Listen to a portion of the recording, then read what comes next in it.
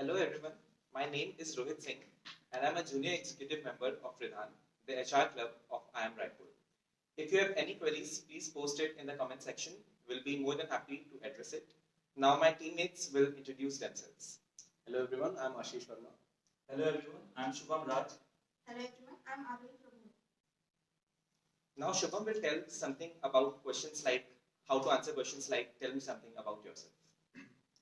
Okay, so coming to tell me about yourself, it is seriously an important nut to crack in any interview because while answering this question, you are going to tell them the things that you are greatly related or attached to.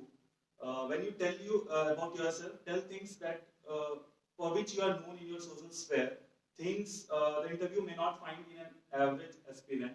So some points that I would like to add here are as follows. The first one would be you can talk about where you come from and why you took this particular path. You can elaborate more on this part in case you feel that you have learned a lot from your experiences during your pre-undergrad days. You can also talk about why you joined a particular college, what interest you had in a particular department, or if you just wanted to be there for some other reasons. So this briefly gives an idea about the academic background that you have. So talking about interests apart from the curriculum, you can talk about activities that you have conducted or that you have taken part apart from the curriculum. This helps you to avoid questions if you are not totally comfortable with your academic interest. And you can also talk about why you did all those things and activities and what you learned from them. You can talk about confidence, public speaking, communication, interacting with people, or anything you think that you might have learned and had added some value in your CV. Coming to the hobbies part, you can talk about your hobbies and what drives you to be passionate about them.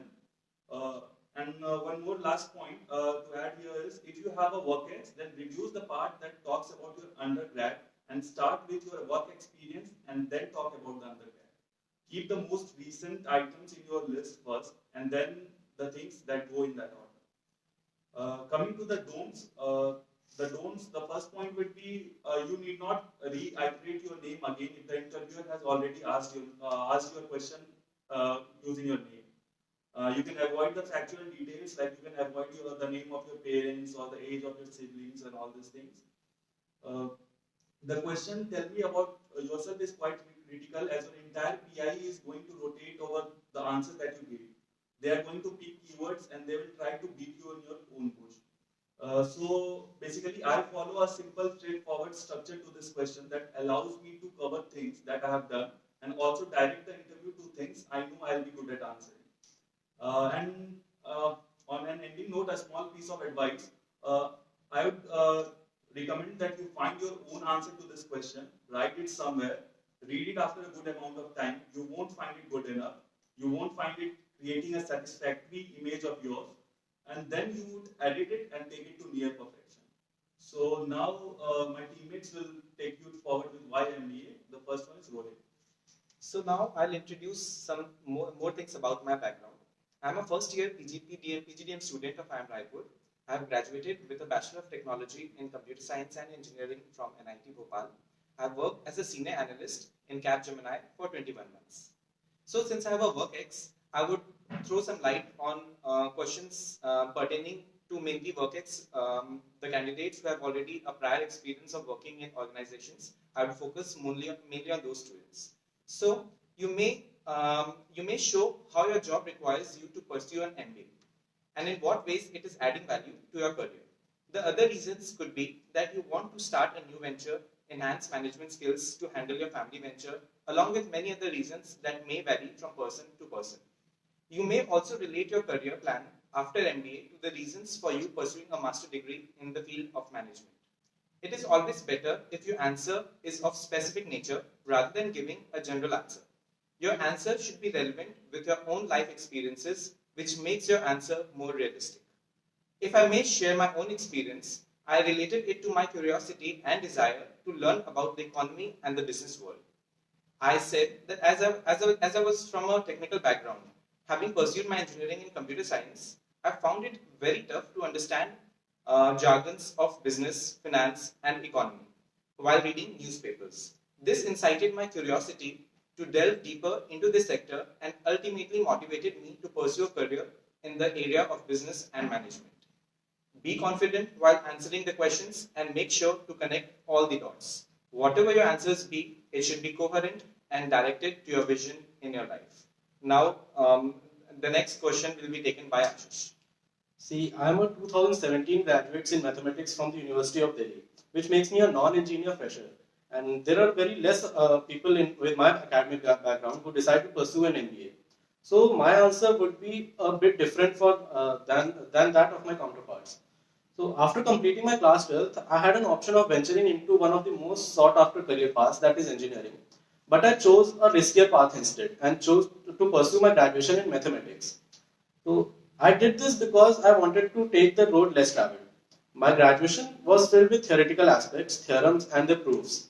I was learning very little application of what I was actually studying in my course curriculum. So I decided to pursue an MBA so that I could be able to put the theoretical aspects learned in the college to the grounds of reality. And MBA is all about learning to make decisions, and that is what makes it more practical. Moreover, working as the event manager in many department and college fests as well as blood camps acted as a catalyst for my interest in management. So I want to choose this career path. And now this is the answer that I give.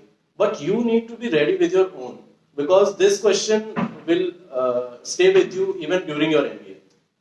The interviewer might also test your confidence by prompting you to say that perhaps BCom or engineers are a better fit to pursue MBA.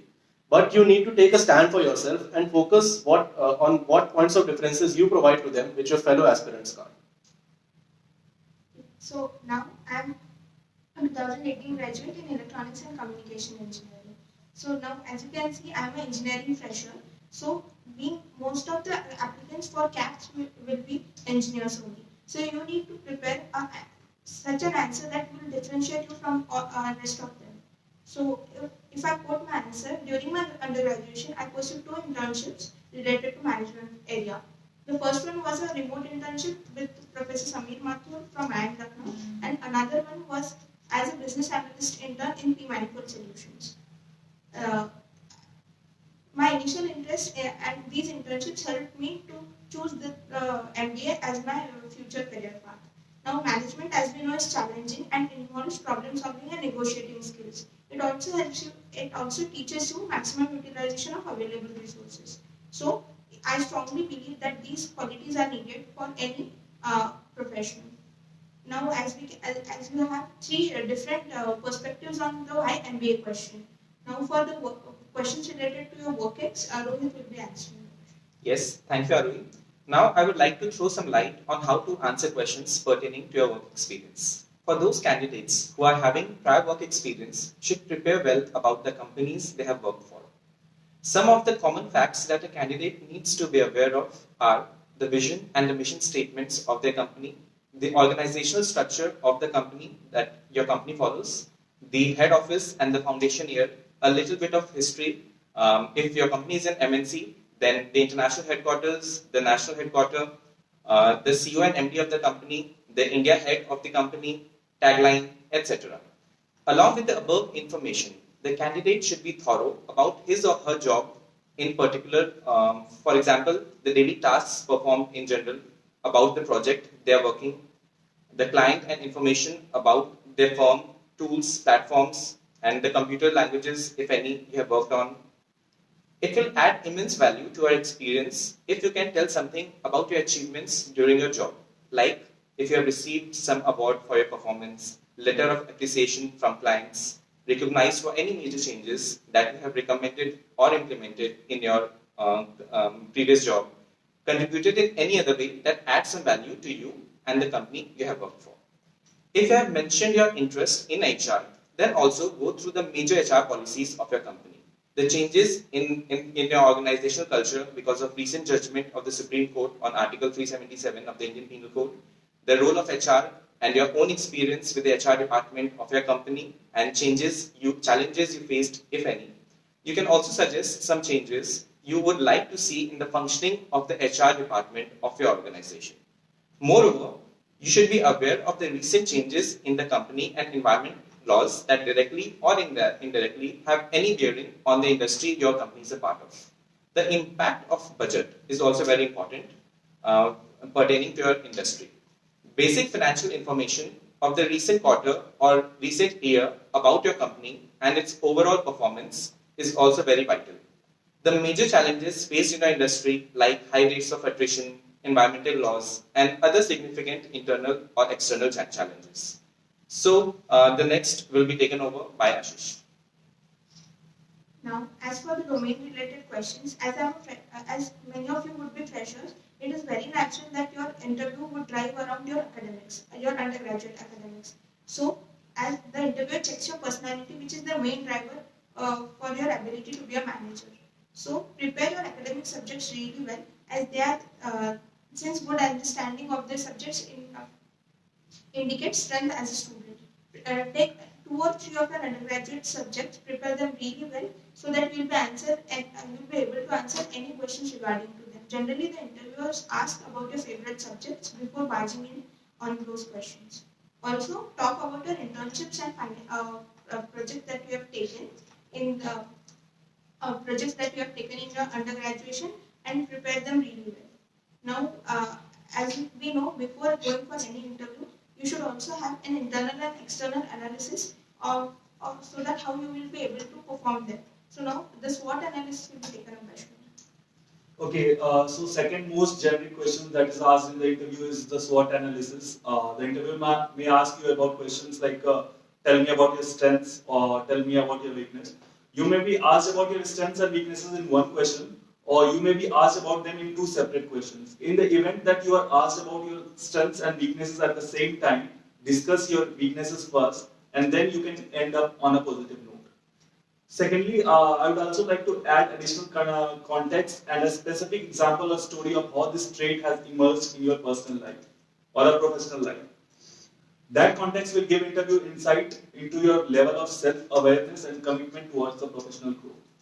Now, for example, I'll tell you the strengths and weaknesses that I say in an interview. So the weakness would be I tend to be a perfectionist and can linger on the details of a project which can threaten the deadlines. So, and the strength, and after that I would like to mention the strength, that is I'm thorough and tenacious. When I'm on a project, I keep track of the details because I have a comprehensive understanding of the components. I can spot the essentials and rigorously advocate for them to meet deadlines. I regularly see this reflected in my peer and management feedback. So you can see I have mentioned my strengths and weaknesses, and I have also added a particular context or a specific example to justify them.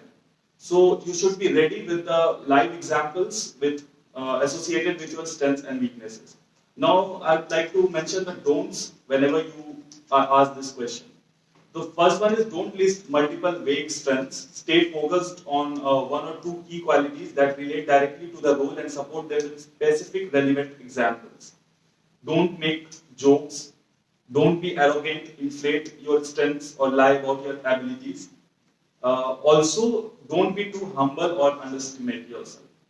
So now Arohi will talk about the profile performer sheet. So generally, whenever a college sends you a call letter, they also send a personal information form to be filled with it. Prepare all the columns that you have filled in it really well, like your hobbies, your achievements, and the positions of responsibility that you have held in the past. As many of the interviewers carry a copy of your form with them, they can obviously ask you questions relating to that. So prepare really well, have instances to justify your positions of responsibility, know thoroughly about your hobbies, and don't write anything that you just want to write. You should know in depth about whatever you are writing there. Now, we'll go forward with the STAR approach, which will be taken by Ashish. So once you have landed the interview, keep in mind the following points. Be detailed and specific. You should have developed 3 stories that illustrate your past performance. Remember that the interviewer will be operating under the premise that past performance is a similar setting, in a similar setting is the best predictor of future performance. And the best way to accomplish this is to use a 3-step STAR process, or where S and T stand for situation or task, A for action, and R for result. when your situation or task, in this you have to describe the situation that you were in or the task that you needed to accomplish. You must describe a specific event or situation, not a generalized description of what you have done in your past. Be sure to give enough detail for the interviewer to understand what you are answering. This situation can be from a previous job, from a volunteer experience, or any other relevant event. Uh, in actions, you have to describe the action you took and be sure to keep the focus on you. Even if you are discussing a group project or effort, describe what you did, not the efforts of the team. Don't tell what you might do or might have done. Tell what you actually did. In the results, you have to talk about the things that you actually achieved because of your endeavors and hard work. You have to talk about what actually happened, how did the event end, what did you accomplish, and what did you learn from the things that you did. Use examples from internships, classes, school projects, activities, team participation, community service, hobbies, and work experience. Anything really as examples of your past behavior. Remember that many behavioral questions try to get at how you responded to negative situations. You'll need to have examples of negative experiences ready. But try to choose negative experiences that you made the best of, or better yet, those that have had positive outcomes. Listen carefully to each question. If you are unsure, rephrase the question and ask for clarification. When you respond, be sure to recall your past accomplishments in detail. Practice your behavioral stories using real life examples. It is very difficult to make up behavioral stories, which is why behavioral interviewing is becoming more and more popular. By practicing, you will be able to recall with confidence your past accomplishments, and things will definitely work out for you. So now my teammates will take up some of the questions. Okay, so the first question is from Abhishek. He is currently in a banking profession and he wants to take MBA, pursue MBA. So is it justified or not? Yeah, Abhishek, it's totally justified. Since you are going to take MBA in finance, you might be aware of the basic financial concepts and the working of the banking industry in India. Just be thorough with the entire concepts and the work that you do in the bank. Because in the interviewer may ask you about the daily routine checkups that you do, or what are the different procedures that that are taking place in the bank. So just be thorough with the concepts like what RBI is doing and what are the monetary and fiscal policies of the RBI. So all these things will help you to guide your interview towards finance, and the interviewer might take you as a suitable candidate. Thank you. Okay, so I would like to take up another question by Karthik Bisali. He has asked, hi, my interest is in operations and my experience is of 20 months in a petrochemical firm. What should be my answer? Why MBA in operations? So, Karthik, since you have already a 20 months experience in working with a petrochemical firm, and you must be having the information, the know-how of the operational procedures, the standard procedures that are followed in the petrochemical sector. See, when you are pursuing a career in operations management, it is always important to have some experience in the domain of operations. Any certification will not have more value than your work experience that you have already acquired in the field of operations. So obviously, it will have an upper hand if you have already an experience in this sector. But at the same time, I would like to mention that no matter whatever your stream is, I myself from IT background and I'm pursuing my career in operations management. So it will not be a hurdle in your career even if you want to switch your career from one part to another. It is just that how you're performing in your work, in the work you're doing, and that is all that matters in your future endeavors. Thank you. So we have a question from Vipul. He wants to know that he's a BCom fresher and how should he present himself. So the thing is that I already mentioned that some interviewers might compel you to think that no, MBA is a better fit for BCom students or engineering students. But you have to just showcase yourself that it is not because of your BCom background that you are trying to do an MBA, or you must be thorough with what your actual career path is. Doing an BCom honors will not gain you any extra advantage over those who are non-BCom or non-engineering guys. So you need to be thorough with your points of differences that you are providing, not make BCom as your point of difference.